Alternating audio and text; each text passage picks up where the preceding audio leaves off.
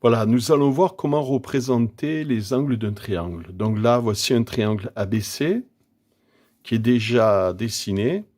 Donc il a trois côtés, AB, BC et AC. Et j'ai marqué les mesures des côtés.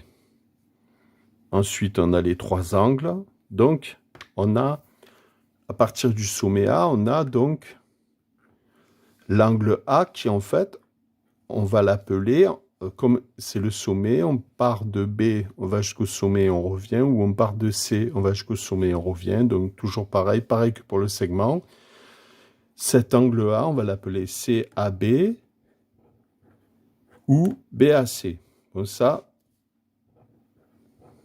on l'a vu avec les segments, comme en fait un triangle, il y a trois segments en fait, on a trois combinaisons. Hein. Donc on a voilà donc l'angle B ici c'est ABC ou CBA. Ensuite l'angle C c'est donc ACB ou BCA. ACB ou BCA. Voilà. Donc, quand on regarde ces angles-là, donc pour retrouver le sommet, il suffit de regarder la lettre qui est au milieu de l'angle, de l'angle écrit. Donc là, on voit c'est le sommet A, ici c'est le sommet B, et ici c'est le sommet C. Donc on repère où est l'angle immédiatement en regardant la lettre du milieu. Donc, un triangle, donc on l'écrit ABC, ça c'est la façon d'écrire les triangles. Ou alors on peut l'écrire BCA, ou on peut l'écrire CAB.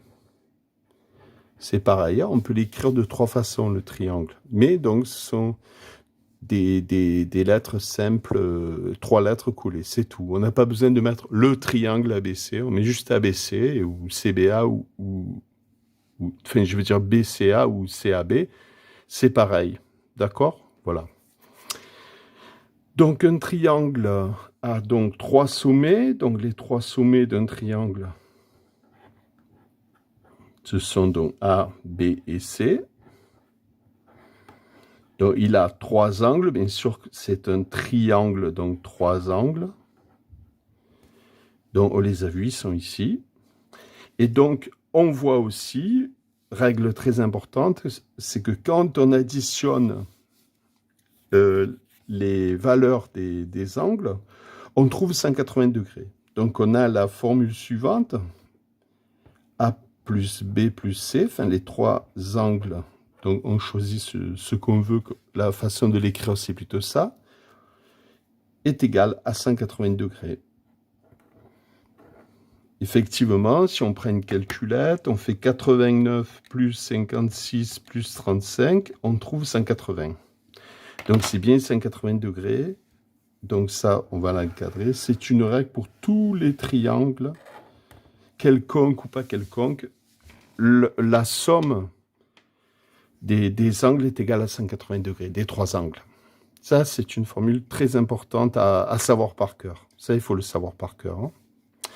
Donc ensuite, il y a les trois côtés donc, du triangle. Donc les trois côtés, ce sont les segments. Donc on a, donc je l'écris en dessous ici, donc on a le segment AB, le segment BC, donc AB, BC et AC. Ce sont les trois segments du triangle. Faites les trois côtés. Voilà, une fois que voilà, on a toutes les caractéristiques du triangle. Voilà, alors ce qu'il faut retenir, c'est ça, et ensuite comment les noter. Hein. Voilà, comment on note les angles d'un triangle. Voilà, c'est pas bien compliqué. Donc on a vu aussi que la mesure, en fait, hein, donc ça c'est la mesure, ça c'est BC, c'est la mesure BC qui est égale à la distance BC qui est égale à 9,2. Là c'est la distance AC, mais on ne le marque pas. Là je vous le marque juste pour le cours, mais sinon on ne le marque pas. On comprend, parfois on peut mettre, alors là je mets aussi AB égale. Parfois on met aussi une petite flèche comme ça pour montrer que ça va bien de A vers B. Mais c'est quand on se retrouve avec, par exemple, on a des valeurs comme ça, on a A, B et C.